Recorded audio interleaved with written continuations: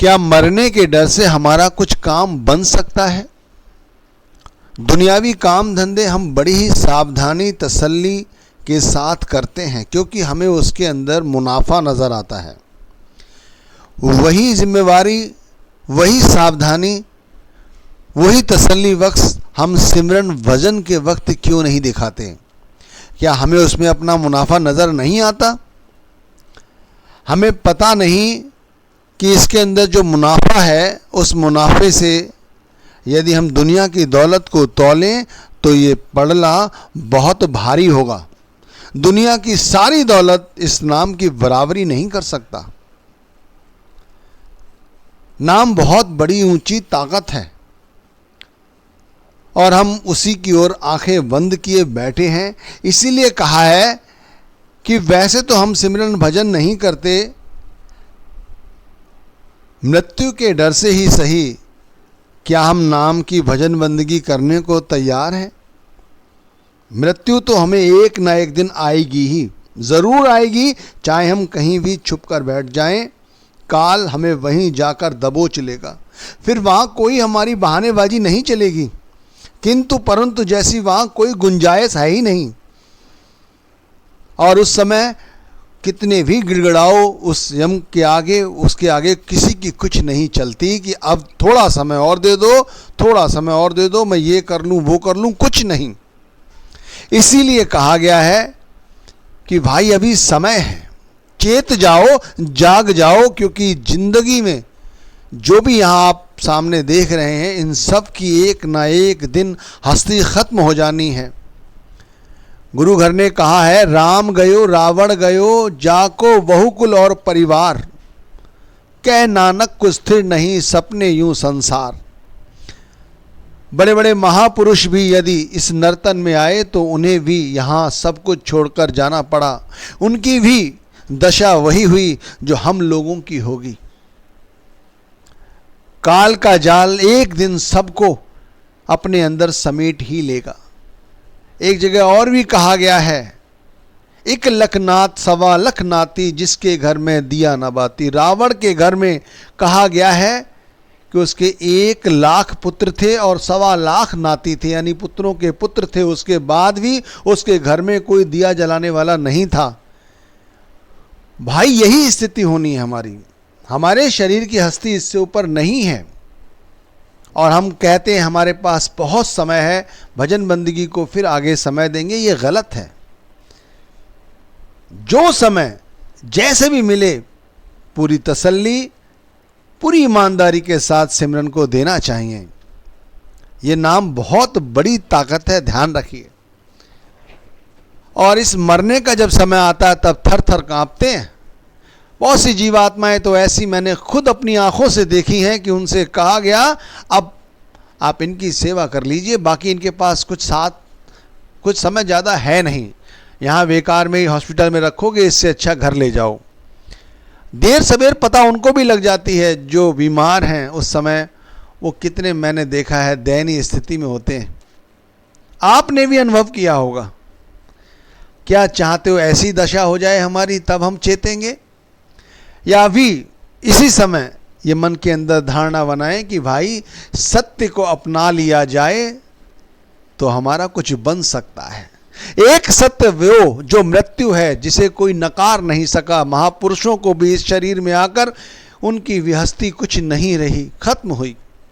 इसी तरह हमारी भी हस्ती कुछ नहीं रहेगी, खत्म हो जाएगी। इसलिए हमें चाहिए कि हम इस सत्य को, जो सदगुरु ने हमें दिया है, नाम रूपी सत्य, एक मृत्यु सत्य, दूसरी तरफ नाम सच, तो नाम रूपी सत्य को अपनाकर उसका सिमरन करें।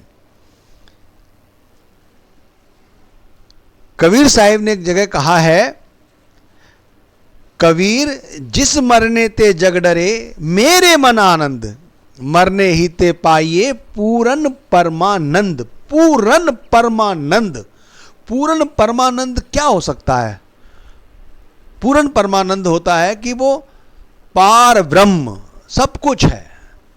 तस्मै श्री गुरुवे नमः, परम ब्रह्म कहते ना, गुरुर ब्रह्मा गुरुर विष्णु गुरुर देवो महेश्वराय गुरु साक्षात परम ब्रह्म तस्मै श्री गुरुवे नमः। परम ब्रह्म कहा गया है, गुरु को ऊंचा इतना स्थान दिया गया है। यहां भी वो कह रहे हैं कि मरने ही ते पाइए पूर्ण परमानंद। परम ब्रह्म परमानंद एक ही बात है। मृत्यु के भय से वही लोग डरते हैं जो काल से डरते हैं। और ध्यान रखना, जो सदगुरु के नाम की कमाई करते हैं उनसे काल डरता है।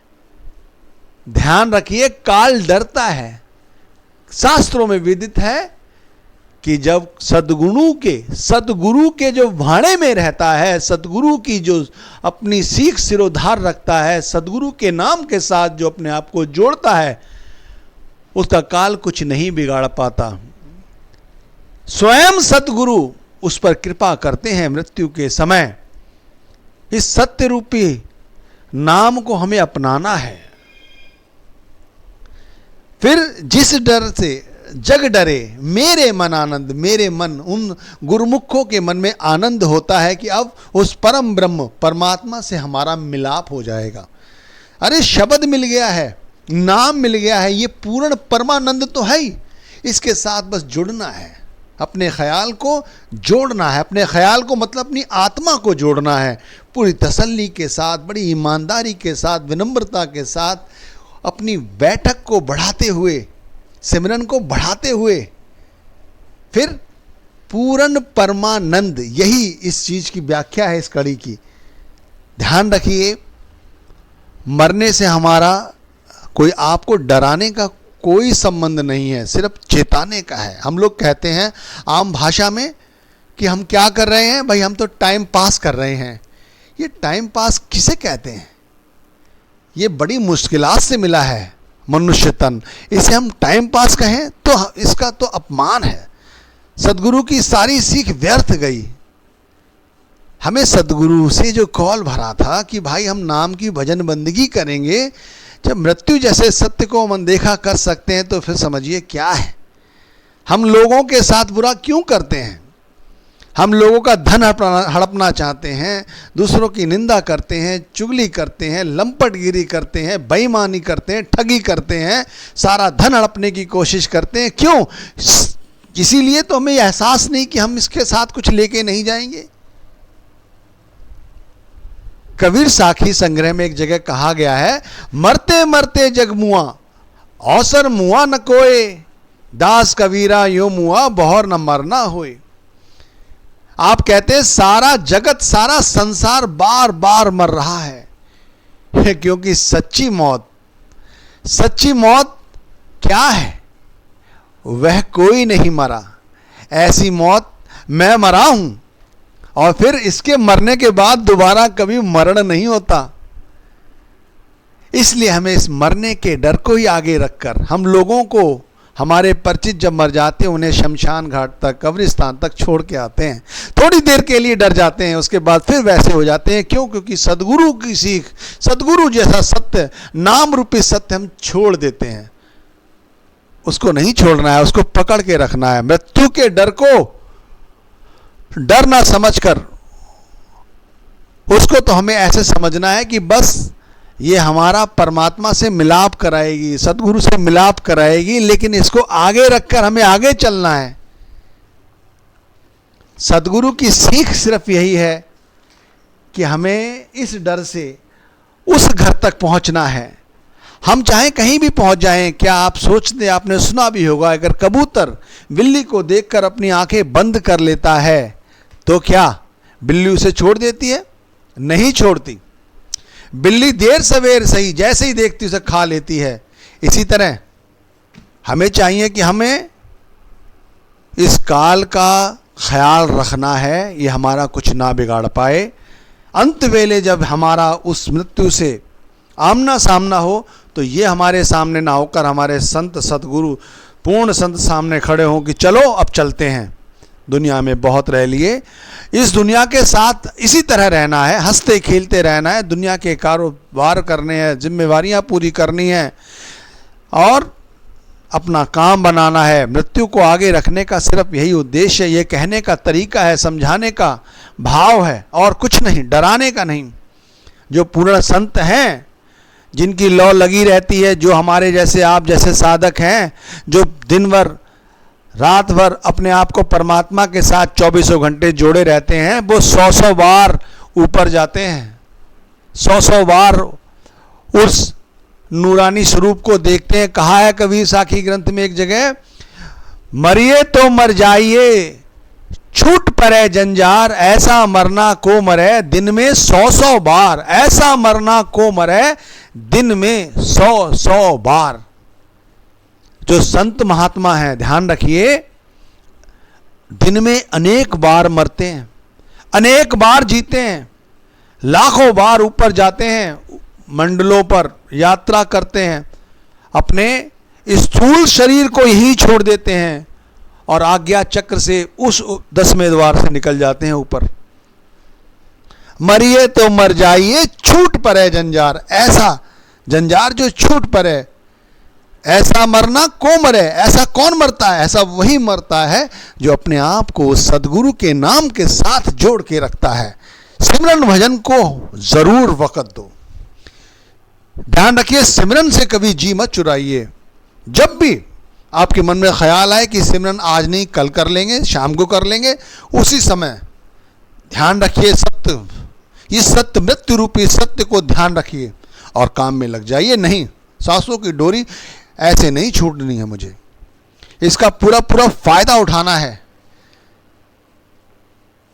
गुरु नानक देव जी ने कहा है एक जगह, राणा राऊ न को रहे रंग न तंग फकीर, बारी आपो आपनी कोई न बंधे धीर। ध्यान रखना, क्या इंसान, क्या हैवान, क्या अमीर, क्या गरीब, मौत से कोई नहीं बच सकता। बारी आपो आपनी कोई न बंधे धीर। हर जीवात्मा को एक दिन इस संसार को छोड़ के जाना पड़ेगा। इसीलिए अब बहुत हुआ, जैसे भी हो उस मालिक को याद करो, नाम रूपी सत्य को अपना लो, पूरी धीर, पूरी तसल्ली, पूरे विश्वास के साथ, निष्ठा के साथ सिमरन करो। सिमरन करो, जैसे जैसे सिमरन पकेगा, ध्यान टिकेगा और हमारा सब कुछ बनेगा, सब कुछ बनेगा। ओम सत्य साधना।